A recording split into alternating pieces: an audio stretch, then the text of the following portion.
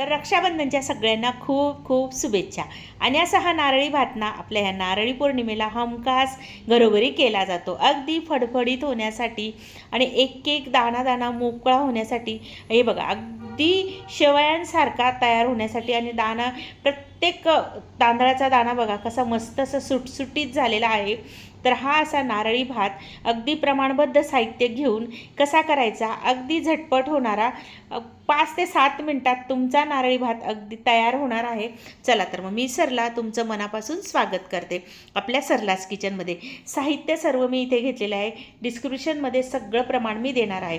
तर इथे तांदूळ घेतला आहे मी बासमती तांदूळ घेतला आहे, त्याला आपण स्वच्छ धुवून घ्यायचं।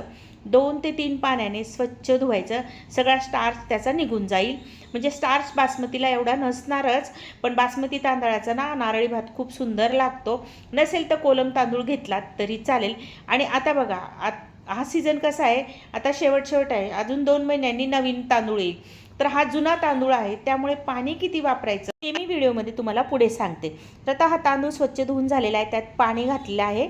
याला आपण 10 मिनिट भिजू द्यायचं आहे, म्हणजे ना छान असं फडफडीत होतो, पटकन असा आपला शिजून येतो। तांदूळ भिजतोय तोपर्यंत आपण फोडणी देऊन घेऊया।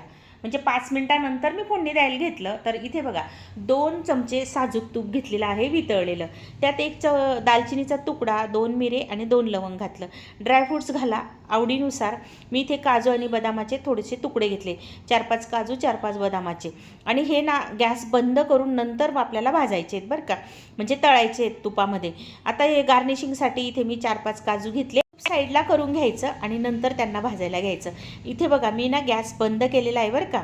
तर आता झालेलं आहे आपले काजू भाजून, आता साईडला ठेवूया। हे गार्निशिंगला आहे, ऑप्शनल आहे, असलं तर घ्या, नाही घातलेत तरी चालेल। तर आता अर्धी वाटी सुकं खोबरं घेतलं आहे, तुमच्याकडे ओला नारळाचा चव असेल तो वापरला तरी चालेल। अगदी अर्धा मिनिटात बघा सगळं असं साहित्य आपलं छान असं परतून झालेलं आहे। खोबरं परतून झालं, आता गॅस सुरू केला आणि नंतर तांदूळ घातलेला आहे। तांदूळ घातला, गॅस सुरू केला, पण गॅस ना अगदी मिडियम ठेवा। छान असा तांदूळ ना तुपावर भाजून घ्या, भाजल्यामुळे काय होईल, फडफडीतपणा येईल आणि प्रत्येक तांदळात आपल्या ह्या मसाल्याचा आणि तुपाचा सुगंध जाईल। आता तांदूळ भाजून झाला आहे, तर पाणी किती घ्यायचं ते बघा। आपण ज्या वाटीने तांदूळ घेतले त्या सारख्याच वाटीने इथे मी 3 वाट्या पाणी घेणार आहे। आता आपण म्हणतो ना की 1 वाटीला 2 वाटी पाणी, पण तसं काही नाही, कारण कसं आहे आता ना तांदूळ जुना झालेला आहे। आता ही नारळी पौर्णिमा आलेली तर तांदूळ आपला जुनाच झालेला आहे, त्यामुळे पाणी तुम्ही 3 वाट्या घाला।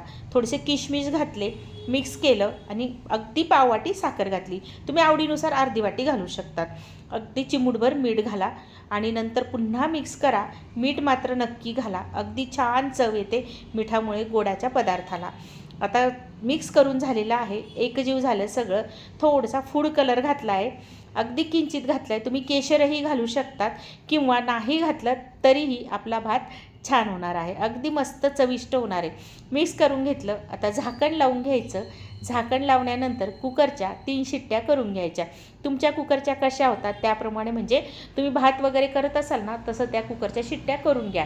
आता बघा तांदूळ बघा किती मस्त असा शिजून आलेला आहे, म्हणजे आपला भात बघा अगदी फडफडीत झालेला आहे आणि प्रत्येक दाणा बघा किती मोकळा आणि अगदी लांबा बघा कसा शेवयांसारखा झालेला आहे की मी सांगितल्याप्रमाणे पाणी घ्या। तांदूळ तुम्ही कोलम किंवा बासमती घ्या आणि साहित्य आवडीनुसार घाला, म्हणजे ड्रायफ्रूट्स वगैरे ते, पण ड्रायफ्रूट्स घातले ना खूप छान लागेल। चला मग पटकन करायला घ्या असा फडफडीत असलेला आपला हा नारळी भात। आणि हो मी काय म्हणते, मी जे काजू तळून घेतले होते ना ते साईडला काढून घेतले होते आणि मस्त गार्निशिंग अशी मोद तयार केली आणि मुलांना अशी खूप आवडेल। बरं असू द्या, मुलांना तर आवडलाच असेल, तर मग तुम्हालाही आवडला असेल तर कमेंट करा आणि सबस्क्राईब करायला मात्र विसरू नका हं। चला मग भेटूया पुन्हा छानशा व्हिडिओमध्ये, तोपर्यंत बाय।